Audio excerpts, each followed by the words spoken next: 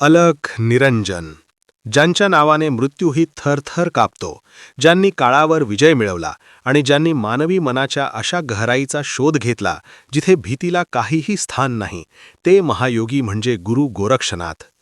नमस्कार, तुमच्या चॅनेलच्या नावामध्ये आपले स्वागत आहे. आजच्या युगात प्रत्येकाच्या मनात एक सुप्त भीती आहे, भविष्याची चिंता आहे, अपयशाची भीती आहे आणि नकारात्मक विचारांचे वादळ आहे.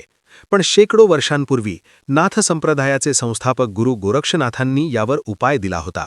आज आपण जाणून घेणार आहोत गोरक्षनाथांनी सांगितलेले ते 3 महामंत्र, जे केवळ शब्द नाहीत तर भीती आणि चिंतेवर कायमची मात करण्याची शस्त्रे आहेत. हे मंत्र ऐकल्यानंतर आणि आचरणात आणल्यानंतर तुमचे मन अचल पर्वतासारखे होईल. 2. भीतीचे मूळ आणि नाथांचे तत्वज्ञान, the root of fear. Gorakshnath सांगतात, मन हीच शक्ती आहे आणि मन हेच बंधन. भीती बाहेर नाही, ती तुमच्या आत आहे. भीतीचा जन्म द्वैतातून होतो, म्हणजे जेव्हा तुम्हाला वाटते की तुम्ही आणि हे जग वेगळे आहात. गोरक्ष संहितेनुसार जेव्हा प्राण अस्थिर असतो तेव्हा मन अस्थिर असते, आणि जेव्हा मन अस्थिर असते तेव्हाच भीती म्हणजे फिअर आणि चिंता म्हणजे अँक्झायटी प्रवेश करतात. त्यामुळे भीतीवर विजय मिळवण्यासाठी नाथांनी हठयोगाचा मार्ग आणि शब्दाचा म्हणजे मंत्राचा आधार दिला आहे. चला पाहूया पहिला शक्तिशाली मंत्र. 3. पहिला मंत्र, संरक्षणाचे कवच, द मंत्र ऑफ प्रोटेक्शन. पहिला मंत्र आहे ओम शिव गोरक्ष किंवा ओम श्री गोरक्षनाथाय नमः. हा केवळ जप नाही, तर हे एक रक्षा कवच आहे. नाथ परंपरेत गोरक्षनाथांना शिवाचा अवतार मानले जाते. जेव्हा तुम्ही अज्ञात भीतीचा, भूताखेतांचा म्हणजे नकारात्मक ऊर्जेचा किंवा मृत्यूचा सामना करत असता, तेव्हा हा मंत्र उच्चारला जातो. याचा अर्थ आणि प्रभाव: गो म्हणजे इंद्रिये आणि रक्ष म्हणजे रक्षण करणारा. जो आपल्या इंद्रियांवर आणि मनावर ताबा मिळवून त्यांचे रक्षण करतो, तो गोरक्ष.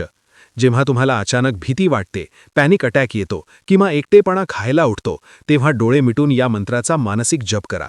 गोरक्षनाथ म्हणतात, गुरुच्या स्मरणाने शिष्याच्या सर्व नाड्या शुद्ध होतात.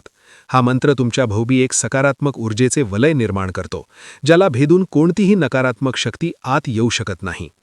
4. दुसरा मंत्र, चिंतेवर मात, the mantra for anxiety and breath. आता वळूया दुसऱ्या मंत्राकडे, जो चिंता आणि ओव्हर थिंकिंगसाठी रामबाण उपाय आहे. हा मंत्र गोरक्षनाथांच्या अजपा जप साधनेचा गाभा आहे. तो मंत्र आहे सोहम. गोरक्षनाथांनी पवन म्हणजे श्वासाला खूप महत्त्व दिले आहे. ते म्हणतात, चले वाते चलम चित्तम, म्हणजे श्वास चालला की मनही चंचल होते. जर तुम्हाला चिंता वाटत असेल तर त्याचा अर्थ तुमचा श्वास वेगवान आणि उथळ झाला आहे. हा मंत्र कसा वापरावा? जेव्हा जेव्हा मनात नकारात्मक विचारांचे चक्र सुरू होईल, तेव्हा शांत बसा. श्वास आत घेताना मनातल्या मनात सो म्हणा आणि श्वास सोडताना हम म्हणा. सो म्हणजे तो परमात्मा, आणि हम म्हणजे मी. तोच मी आहे. मी या शरीरापेक्षा, या चिंतेपेक्षा वेगळा आणि मोठा आहे. जेव्हा तुम्ही या मंत्रासह श्वासावर लक्ष केंद्रित करता, तेव्हा तुमची इडा आणि पिंगला नाडी संतुलित होते.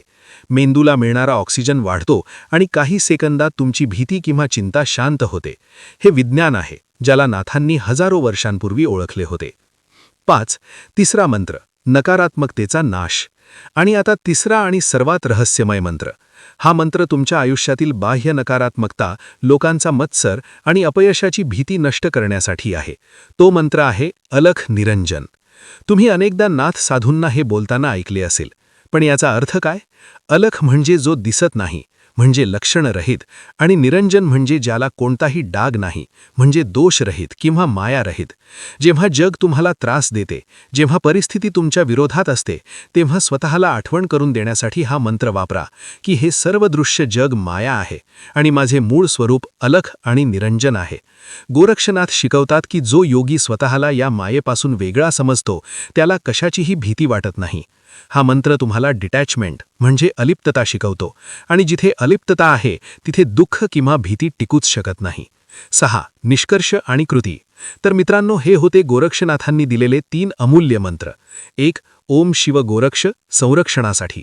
2. सोहम, मनाच्या शांतीसाठी आणि श्वास नियंत्रणासाठी.